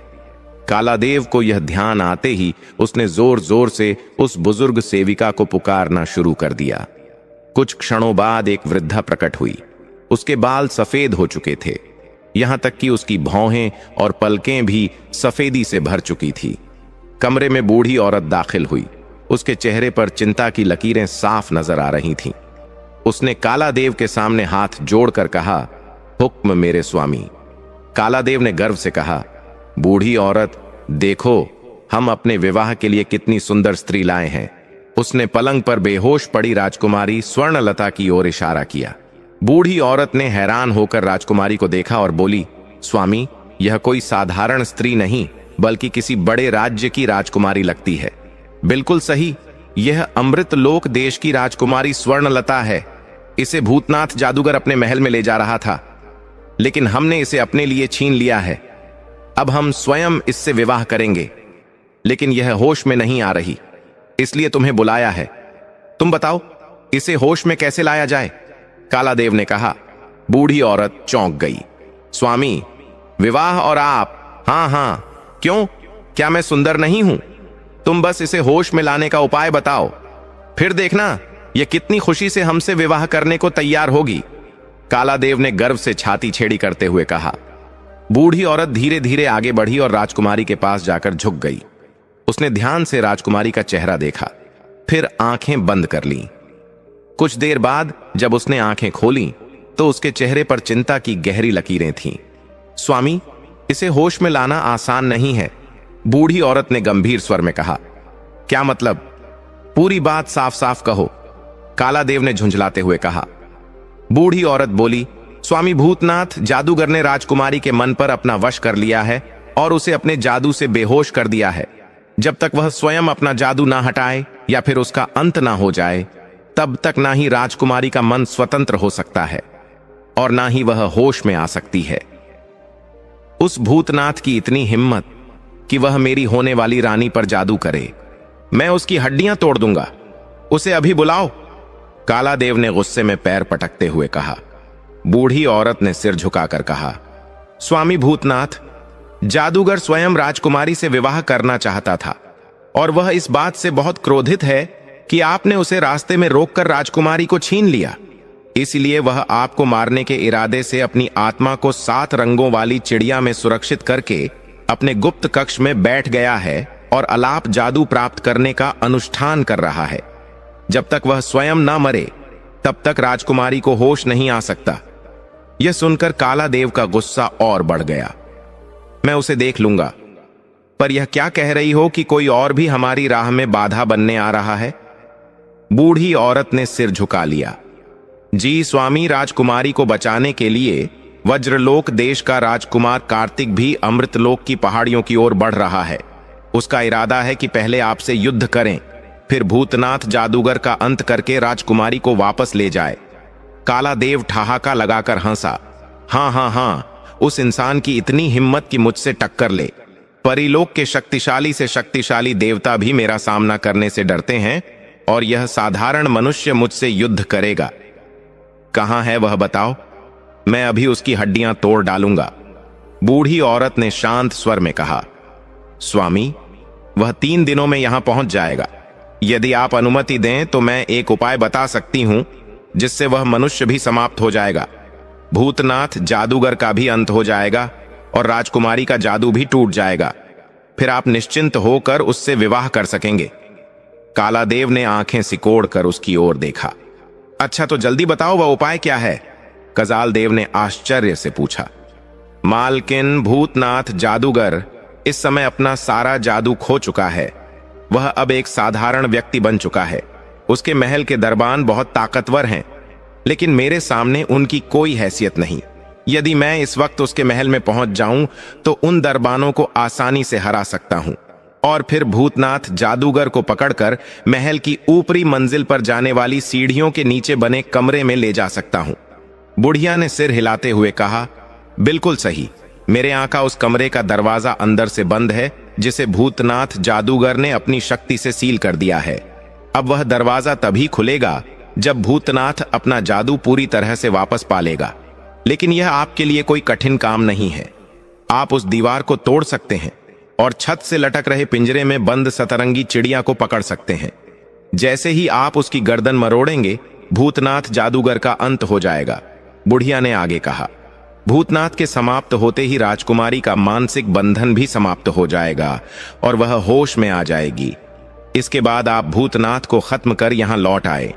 फिर जब वह आदमी जो आपकी राह में रोड़ा बना हुआ है यहां पहुंचेगा तो आप उसे भी खत्म कर सकते हैं। इस तरह आपके सभी शत्रु समाप्त हो जाएंगे और आप राजकुमारी से विवाह कर सुखपूर्वक जीवन बिता सकते हैं। कजाल देव ने बुढ़िया की बात सुनकर गहरी सांस ली और कहा, यह योजना तो सच में बहुत अच्छी है। बुढ़िया, भूतनाथ जादूगर को खत्म करना कोई मुश्किल काम नहीं है और वह इंसान भी 2-3 दिनों में यहां पहुंच जाएगा। मैं तो 1 घंटे में ही भूतनाथ को समाप्त कर सकता हूं। लेकिन तुम यह भी जानती हो कि परस्तान के राजा ने मुझे इस घाटी में कैद कर रखा है। मैं इस सीमा से बाहर नहीं जा सकता। फिर तुम मुझे ऐसी योजना बताकर निराश क्यों कर रही हो?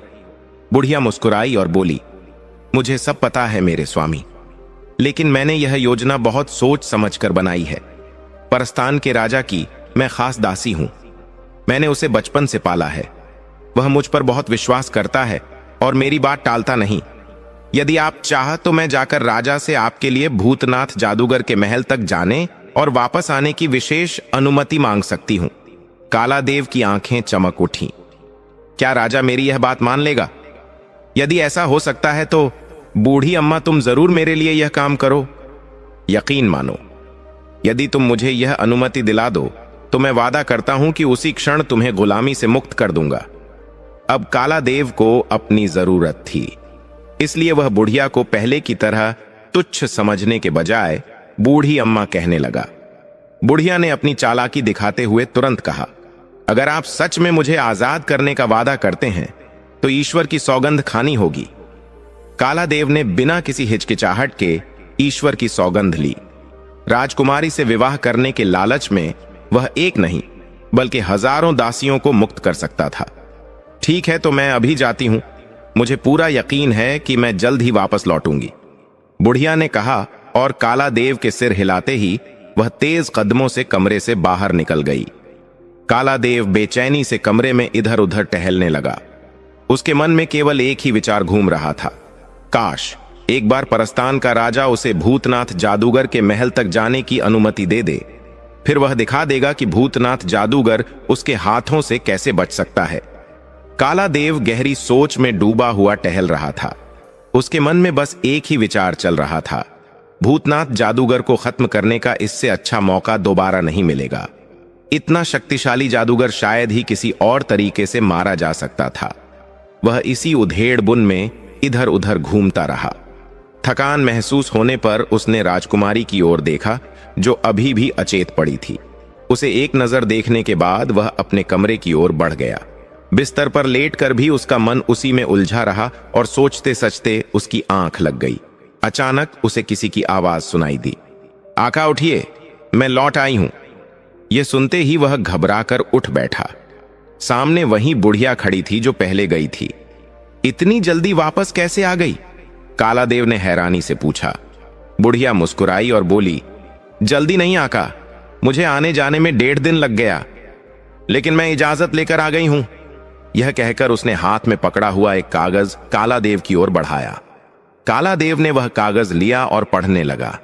उस पर परस्तान के राजा की शाही मोहर लगी हुई थी, जिसमें यह आदेश था कि कालादेव एक बार वादी से बाहर निकलकर भूतनाथ जादूगर के महल में जा सकता है और फिर वापस लौट सकता है।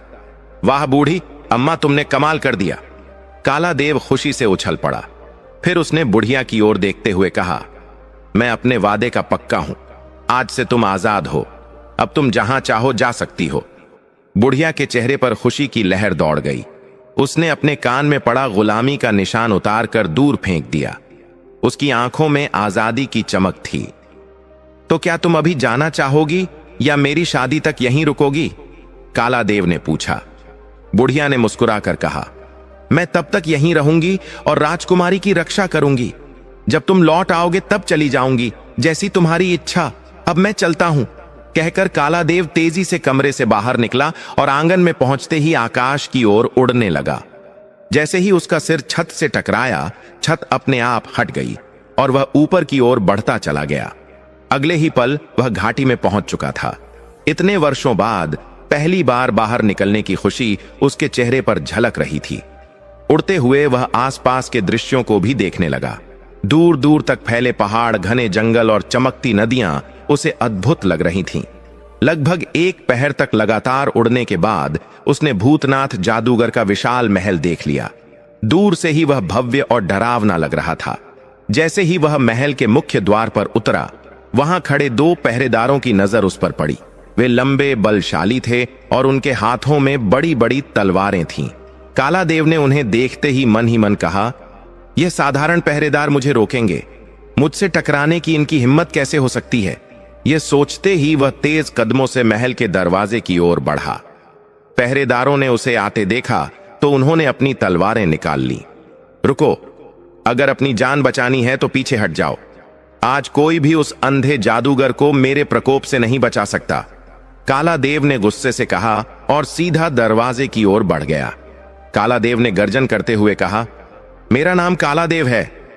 उसकी आवाज गूंज उठी, लेकिन महल के द्वार पर खड़े पहरेदार अपनी निष्ठा के कारण पीछे हटने को तैयार नहीं थे। उन्होंने अपनी विशाल तलवारें लहराईं और झपटकर कालादेव पर वार कर दिया, लेकिन उनकी तलवारों का उस पर कोई असर नहीं हुआ। बिजली की फुर्ती से उसने दोनों पहरेदारों को गर्दन से पकड़ लिया और पूरी ताकत से उनके सिर आपस में टकरा दिए। एक तेज धमाका हुआ और दोनों पहरेदारों के सिर चकनाचूर हो गए। उनकी निष्प्राण देह जमीन पर गिर गई। कालादेव ने उनकी लाशों को किनारे किया और पूरे बल से महल के दरवाजे पर लात मारी। दरवाजे की मजबूत लकड़ी और लोहे के जोड़ एक ही झटके में उखड़ गए और भीतर जा गिरे। वह एक लंबी छलांग लगाकर अंदर दाखिल हो गया। जैसे ही वह भीतर पहुंचा, महल का प्रमुख दरबान अपने 20 सहयोगियों के साथ सामने आ गया। उनके हाथों में नंगी तलवारें चमक रही थीं और वे पूरी तैयारी के साथ उस पर टूट पड़े। लेकिन गुस्से में भरे कालादेव को रोकना किसी के बस की बात नहीं थी।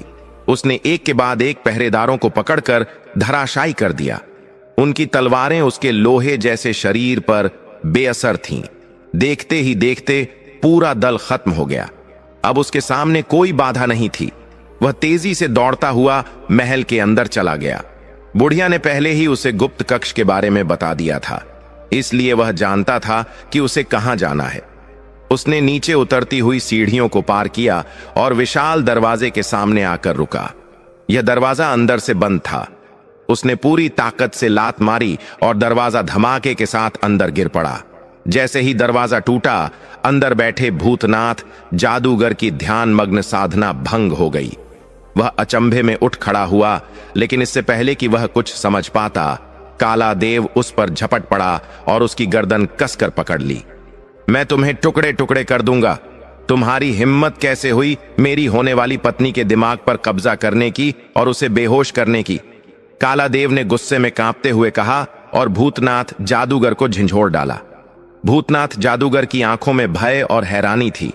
उसकी आवाज कांप रही थी। तुम यहां कैसे पहुंच गए? तुम तो घाटी से बाहर नहीं निकल सकते थे। काला देव ने ठाका लगाया। पर स्थान के राजा ने मुझे विशेष अनुमति दी है।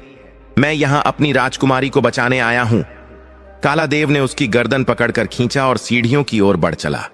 भूतनाथ जादूगर छटपटाने लगा। मुझे छोड़ दो, वरना मैं तुम्हें जलाकर भस्म कर दूंगा। तुम नहीं जानते, मैं दुनिया का सबसे शक्तिशाली जादूगर हूं। काला देव ने हंसते हुए कहा, तुम्हारे सारे छलबल मुझे पता है। तुम अमर जादू पाने के लिए अपनी सारी शक्तियां पहले ही समाप्त कर चुके हो। अब तुम मेरे लिए एक साधारण व्यक्ति से ज्यादा कुछ नहीं हो। महल के बरामदे में पहुंचकर काला देव ने उसकी गर्दन और कस दी। भूतनाथ जादूगर घबराकर बोल पड़ा, रुको, तुम मुझे नहीं मार सकते। मुझसे समझौता कर लो। तुम राजकुमारी से विवाह कर लो, मुझे कोई आपत्ति नहीं। भूतनाथ जादूगर ने घबराई हुई आवाज में कहा, मैं तुम्हारी चालाकी को जानता हूं। कान जादूगर, तुम मुझे बाद में जरूर मार डालोगे, तो फिर मैं यह मौका क्यों गवाऊं? मैं जानता हूं कि तुम्हारी 7 रंगों वाली चिड़िया में तुम्हारी शक्ति छिपी है। मैं अभी इसी वक्त उसकी गर्दन मरोड़ देता हूं। यह सुनते ही काला देव के चेहरे पर एक भयावह मुस्कान फैल गई। उसने भूतनाथ जादूगर को जबरदस्ती घसीटते हुए ऊपर की ओर जाने वाली सीढ़ियों के पास वाले कमरे में पहुंचा दिया। वहां पहुंचकर उसने जोर जोर से उस दीवार पर लातें मारनी शुरू कर दी, जिसके पीछे एक गुप्त दरवाजा था। कुछ ही वार में दीवार टूट गई और काला देव भूतनाथ जादूगर की गर्दन पकड़े हुए कमरे में दाखिल हो गया। कमरे की छत से एक पिंजरा लटका हुआ था, जिसमें 7 रंगों वाली चिड़िया कैद थी। जैसे ही काला देव ने इसे देखा, उसने भूतनाथ जादूगर को जमीन पर पटका और अपना पैर उसके सीने पर रख दिया। अब भूतनाथ जादूगर हिलने डुलने में असमर्थ था। उसने विनती करते हुए कहा, मुझे छोड़ दो, मैं तुम्हारी शरण में हूं, मुझ पर दया करो। लेकिन काला देव के चेहरे पर कोई दया नहीं थी। उसने झट से पिंजरा उतारा और उसकी सलाखों को तोड़ दिया। अंदर कैद छोटी सी सतरंगी चिड़िया उसकी हथेली में आ गई। भूतनाथ जादूगर घबराकर चीख उठा, लेकिन इससे पहले कि वह कुछ और कह पाता, काला देव ने निर्दयता से चिड़िया की गर्दन मरोड़ दी। उसी क्षण भूतनाथ जादूगर की भी दर्दनाक चीख निकली और उसकी गर्दन भी टूट गई। जैसे ही भूतनाथ जादूगर की गर्दन टूटी, पूरे कमरे में जोरदार धमाका हुआ और चारों ओर घना धुआं फैल गया। भूतनाथ जादूगर की अंतिम आवाज गूंजी, काश मैंने अपनी शक्ति किसी और के लिए समर्पित ना की होती। काला देव ने मुझे हरा दिया। धुएं के छींटते ही काला देव ने देखा कि वह एक विशाल मैदान में खड़ा है। चारों ओर फैला महल और उसकी सारी भव्यता गायब हो चुकी थी।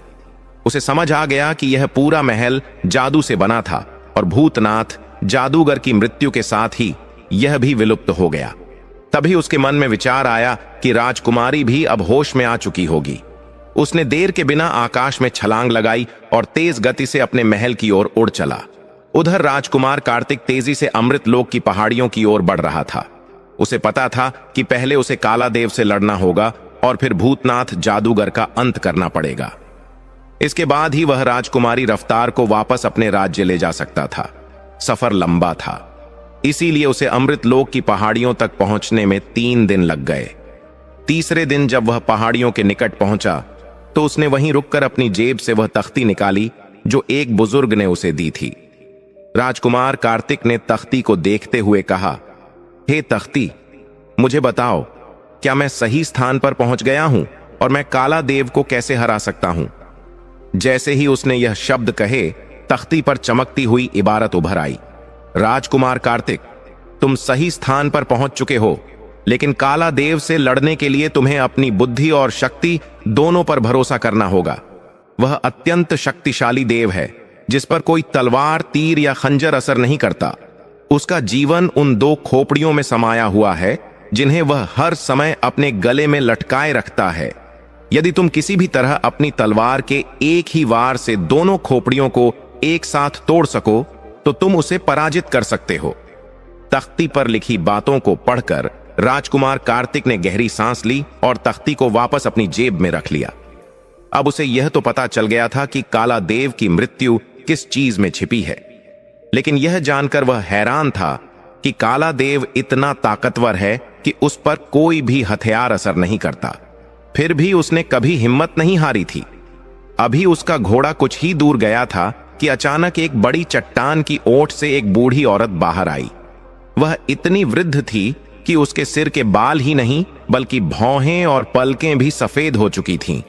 उसने अपने कांपते हुए हाथों से इशारा किया कि राजकुमार रुक जाए। राजकुमार ने घोड़ा रोक लिया और उस बूढ़ी औरत से पूछा, क्या बात है अम्मा, तुम यहां अकेली क्यों खड़ी हो?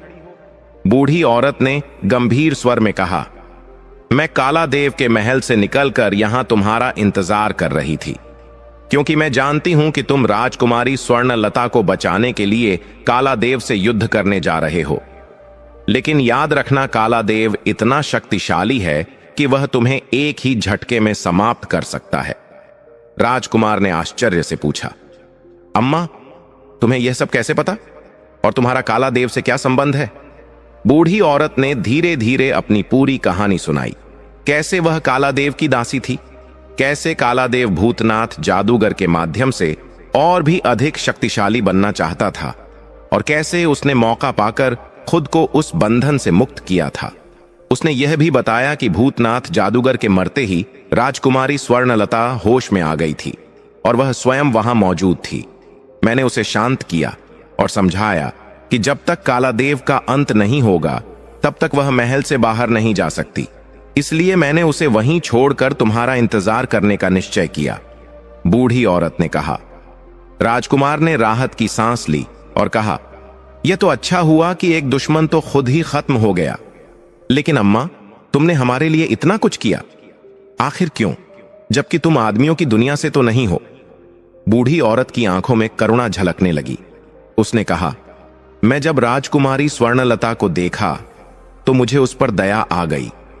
इतनी सुंदर और कोमल राजकुमारी एक राक्षस के पंजों में कैद होकर तिल तिल कर मरती रहे, यह मुझसे सहन नहीं हुआ। काला देव बहुत निर्दयी है और यह अवसर पाकर मैंने उसकी ताकत को कमजोर करने की योजना बनाई। अब मैं यहां इसलिए आई हूं ताकि तुम्हें वह शक्ति दे सकूं जिससे तुम काला देव का अंत कर सको। यह कहते हुए बूढ़ी औरत ने अपनी झुर्रियों भरी हथेलियों से अपनी जेब से एक चमकती हुई अंगूठी निकाली और राजकुमार की ओर बढ़ा दी। इसे पहन लो। जब तक यह अंगूठी तुम्हारी उंगली में रहेगी तब तक काला देव का कोई भी वार तुम पर असर नहीं करेगा, और जब सही समय आए तो अपनी तलवार की पूरी ताकत से उसके गले में मौजूद खोपड़ियों को तोड़ डालना, यही उसका अंत करने का एकमात्र तरीका है।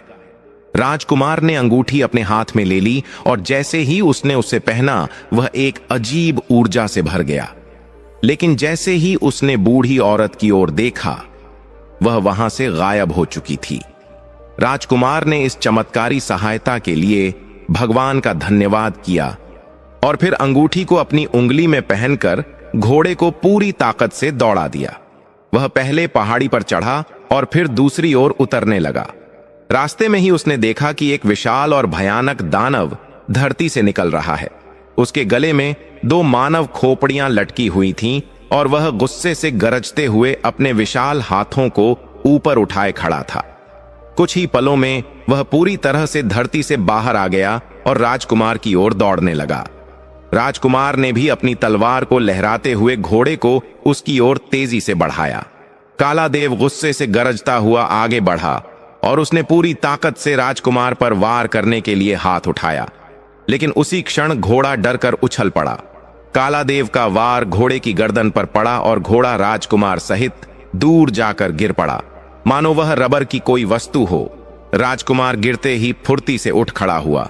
उसे कुछ चोटें आईं, लेकिन उसने खुद को संभाल लिया। काला देव फिर से वार करने के लिए आगे बढ़ा, लेकिन जैसे ही वह राजकुमार के करीब पहुंचा, राजकुमार बिजली की तेजी से एक ओर हट गया। काला देव ने एक बार फिर पूरी ताकत से राजकुमार को मारने के लिए हाथ घुमाया, लेकिन ऐन मौके पर राजकुमार का पैर फिसल गया और वह नीचे गिर गया। काला देव का वार खाली चला गया और उसकी अपनी ही ताकत के कारण वह खुद एक लट्टू की तरह घूमने लगा। राजकुमार ने इस अवसर का पूरा फायदा उठाया। उसने पूरी शक्ति से तलवार निकालकर काला देव की कमर पर वार किया, लेकिन उसकी तलवार का काला देव पर कोई असर नहीं हुआ। काला देव ने तेजी से पलटकर राजकुमार को पकड़ने की कोशिश की, लेकिन राजकुमार फुर्ती से एक ओर कूद गया। फिर भी कालादेव ने उसे जकड़ ही लिया, लेकिन उसी समय उसके पैर के नीचे एक पत्थर आ गया और वह संतुलन खो बैठा। इस बार कालादेव अपनी पीठ के बल जमीन पर गिर पड़ा। राजकुमार ने यह सुनहरा अवसर नहीं गवाया। उसने पूरी ताकत से तलवार उठाकर कालादेव के सीने पर मौजूद मानव खोपड़ियों पर वार किया। जैसे ही तलवार उन खोपड़ियों से टकराई, एक जबरदस्त धमाका हुआ और कालादेव जमीन पर बुरी तरह तड़पने लगा। खोपड़ियां टूटकर बिखर गईं और कालादेव दर्द से कराहते हुए छटपटाने लगा। कुछ देर तक तड़पने के बाद उसकी आंखें पथरा गईं और उसका अंत हो गया। राजकुमार ने भगवान का धन्यवाद किया। तभी उसने देखा कि सामने से राजकुमारी स्वर्णलता उस बूढ़ी औरत के साथ दौड़ती हुई उसकी ओर आ रही थी। राजकुमारी भावुक होकर राजकुमार के पास पहुंची और सिर झुकाते हुए बोली, तुम सच में बहादुर हो। राजकुमार कार्तिक, तुमने मुझे बचाने के लिए जो कुछ किया है, मैं इसके लिए सदैव तुम्हारी आभारी रहूंगी। राजकुमार ने मुस्कुराते हुए कहा, यह तो मेरा कर्तव्य था राजकुमारी, लेकिन हमें असली धन्यवाद इस बूढ़ी अम्मा को देना चाहिए, जिन्होंने हमारी सहायता की और न केवल कालादेव का अंत कराया, बल्कि उस खतरनाक जादूगर का भी नाश करवा दिया। राजकुमार कार्तिक ने मुस्कुराते हुए जवाब दिया। राजकुमारी स्वर्णलता ने झुककर बुढ़िया के चरण स्पर्श किए। बुढ़िया ने उसे स्नेहपूर्वक उठाकर अपने गले से लगा लिया और बोली, बेटी, इसमें धन्यवाद देने जैसी कोई बात नहीं। यह दोनों अत्याचारी थे, इसलिए इनका अंत आवश्यक था। और हाँ, राजकुमारी स्वर्णलता, राजकुमार कार्तिक न केवल बहादुर है बल्कि बहुत नेक दिल भी है। फिर दोनों ने बुढ़िया से अनुरोध किया कि वह उनके साथ महल चले, लेकिन बुढ़िया ने मुस्कुराते हुए कहा, नहीं बेटा, अभी मुझे अपने घर लौटना है, लेकिन मैं वादा करती हूं कि जब तुम्हारा विवाह होगा तो उसमें अवश्य आऊंगी। मेरा आशीर्वाद सदा तुम्हारे साथ है। राजकुमार कार्तिक और राजकुमारी स्वर्णलता ने उसका आभार व्यक्त किया और फिर अपने घोड़े पर सवार होकर महल की ओर लौट पड़े। राजकुमारी स्वर्णलता पीछे बैठ गई और दोनों ने बुढ़िया को प्रणाम किया। राजकुमार कार्तिक के मन में संतोष था कि उसने कालादेव को पराजित कर दिया, लेकिन वह यह भी जानता था कि यह सब उस रहस्यमयी अंगूठी की शक्ति से संभव हुआ था।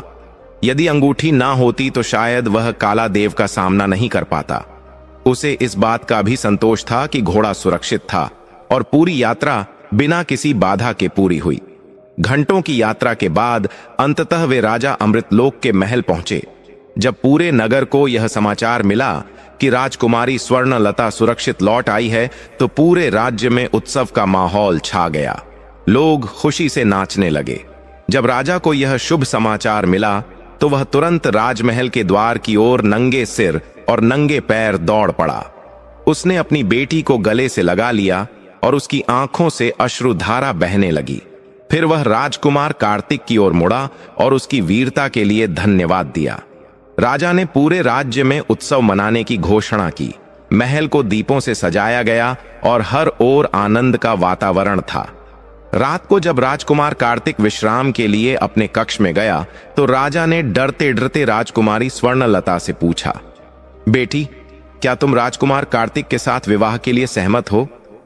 राजा को यह भय था कि कहीं वह पहले की तरह इस बार भी मना ना कर दे, लेकिन जब राजकुमारी ने सिर झुकाकर हामी भरी और शर्माते हुए वहां से भाग गई तो राजा की खुशी का ठिकाना ना रहा। उसने पूरे महल में नाचते हुए यह घोषणा कर दी कि राजकुमारी स्वर्णलता और राजकुमार कार्तिक का विवाह निश्चित कर दिया गया है। अगले ही दिन पूरे राज्य में इस शुभ अवसर की घोषणा कर दी गई। कुछ ही दिनों बाद पूरे धूमधाम से राजकुमार कार्तिक और राजकुमारी स्वर्णलता का विवाह संपन्न हुआ। इस शुभ अवसर पर पूरे राज्य में दीप जलाए गए और राजा ने गरीबों के लिए राजकोष के द्वार खोल दिए। चारों ओर उल्लास और आनंद का वातावरण था। विवाह के बाद राजकुमार कार्तिक अपनी पत्नी राजकुमारी स्वर्णलता को अपने राज्य ले गया। वहां पहुंचकर उसके पिता वज्रोक के राजा ने राजकुमारी का स्नेहपूर्वक स्वागत किया।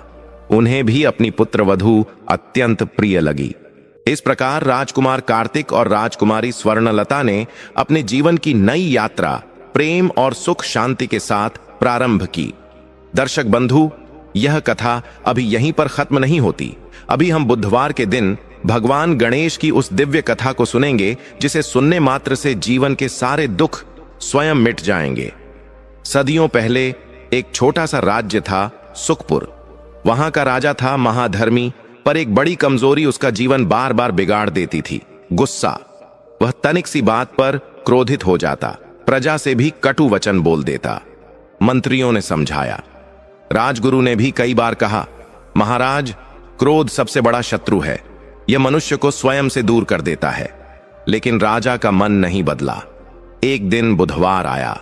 सुबह सुबह दरबार लगा था। एक वृद्ध ब्राह्मण जिसका शरीर धूप में झुलस चुका था, कांपते कदमों से आया और बोला, महाराज, मैं दूर गांव से केवल एक ही आशा लेकर आया हूं। मेरा परिवार अत्यंत दुख में है, कृपा कर कुछ अन्न दे दें। पर राजा किसी बात पर पहले से ही चिड़चिड़ा था। बिना सोचे सुने बोला, हर कोई भीख मांगने आ जाता है, जाओ यहां से। ब्राह्मण की आंखों में आंसू आ गए। उसने सिर झुकाकर कहा, महाराज, आज बुधवार है, भगवान गणेश का दिन। आज किसी को भी खाली हाथ नहीं लौटाना चाहिए। ऐसा करने से अनजाने में पाप लगता है। लेकिन राजा ने क्रोध में आकर उसे अपमानित कर दिया। ब्राह्मण वहां से चला गया, पर जाते जाते आकाश की ओर देखकर बोला, हे गणपति बप्पा, जिसे आपसे जुड़े नियमों का आदर नहीं, उसे बुद्धि का योग कैसे मिलेगा? चाहे जैसे उचित समझें, उसे सद्बुद्धि अवश्य दें। उस दिन से राजा के साथ अजीब घटनाएं घटने लगीं। जहां वह जाता, कोई न कोई मुसीबत उसके सामने आ खड़ी होती। कभी घोड़ा नियंत्रण में न रहे, कभी दरबार में विवाद बढ़ जाए, कभी प्रजा शिकायतें लेकर खड़ी हो जाए। पूरा राज्य अस्थिर होने लगा। कुछ दिनों में राजा को महसूस हुआ कि कुछ बड़ा दोष उस पर लग गया है। राज्य के पंडित बुलाए गए। सबने कुंडली देखी, गणना की और अंत में राजर्षि बोले, महाराज, आपने बुधवार के दिन किसी जरूरतमंद को अपमानित कर दिया है। गणेश जी का नियम है, बुधवार को किसी को दान देने से मना नहीं करना चाहिए, न ही किसी भिक्षुक को खाली हाथ लौटाना चाहिए। यही कारण है कि आपके जीवन में अब विक्षोभ बढ़ रहा है। राजा के पांव तले जमीन खिसक गई। उसे तुरंत ही उस वृद्ध ब्राह्मण की याद आई, लेकिन वह मिल नहीं रहा था। राजर्षि ने कहा, गणपति बप्पा क्रोध नहीं रखते, वे तो विघ्नहर्ता हैं। कल बुधवार है, आप ब्राह्मणों को भोजन कराएं, गरीबों को दान दें और गणेश जी की कथा, पूजा और नाम स्मरण करें। आपके पाप धुल जाएंगे। अगले दिन बुधवार की भोर थी। राजा स्वयं जल्दी उठ गया, गंडक नदी में स्नान किया, श्वेत वस्त्र पहने और गणेश मंदिर गया। मंदिर में दीपक जल रहा था, गंध की सुगंध थी और एक अद्भुत शांति चारों तरफ फैली हुई थी। राजा ने आंखें बंद करके कहा, हे विघ्नहर्ता गणेश, मेरी बुद्धि हट्टी थी, मैं अपने अहंकार में अंधा हो गया था, मुझे मार्ग दिखाइए। तभी उसे वही वृद्ध ब्राह्मण मंदिर के बाहर दिखाई दिया, लेकिन इस बार उसकी आंखों में करुणा थी, क्रोध नहीं। राजा तुरंत उसके चरणों में गिर पड़ा, मुझे क्षमा करें, मैंने आपको अपमानित किया। आप चाहें तो दंड दीजिए, पर मुझे इस गहन दोष से मुक्त करिए। ब्राह्मण ने उसके सिर पर हाथ रखा और बोला, महाराज, भगवान गणेश तो भाव के भूखे हैं। आपने पश्चाताप किया, यही सबसे बड़ा प्रायश्चित है। उसने राजा को गणेश जी की एक कथा सुनाई। एक बार देवी पार्वती ने गणेश जी से पूछा, हे पुत्र, कौन सी एक बात मनुष्य के जीवन में सबसे बड़ा पाप जन्माती है? गणेश जी बोले, माता, जब मनुष्य किसी जरूरतमंद की पुकार सुनकर भी उसे अनसुना कर देता है, क्योंकि वही पुकार वास्तव में भगवान की परीक्षा होती है। ब्राह्मण ने आगे कहा, और महाराज, आपने उसी परीक्षा में भूल कर दी थी, पर भगवान भूल को दंड देने नहीं, सुधारने आते हैं। राजा ने उसी समय संकल्प लिया, आज से बुधवार को कोई भी मेरे दरबार से खाली हाथ नहीं जाएगा। ब्राह्मण मुस्कुराया। अचानक मंदिर में घंटियां जोर से बजने लगीं। लोग बोले, गणेश जी स्वयं प्रसन्न हैं, चारों ओर चमत्कार देखो।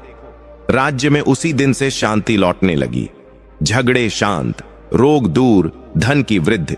राजा का स्वभाव भी शांत हो गया। वह बुद्धिमान, करुणामय और दयालु हो गया। प्रजा कहने लगी, गणेश जी की कृपा से हमारा राजा बदल गया। यह बुधवार की कथा वास्तव में पाप मिटाने वाली है। और तब से यह कथा पूरे राज्य में और फिर पूरे भारत में फैली। कि बुधवार को गणेश जी की पूजा, दान, कथा और भक्ति करने से जीवन के सारे पाप धुल जाते हैं, अहंकार मिट जाता है, बुद्धि शुद्ध हो जाती है और दुर्भाग्य दूर हो जाता है। कथा समाप्त। और अब अंत में आपकी अपनी परंपरा के अनुसार दर्शक बंधुओं, अगर आपको यह दिव्य कथा हृदय में उतरी हो तो भगवान गणेश की कृपा आप पर बनी रहे।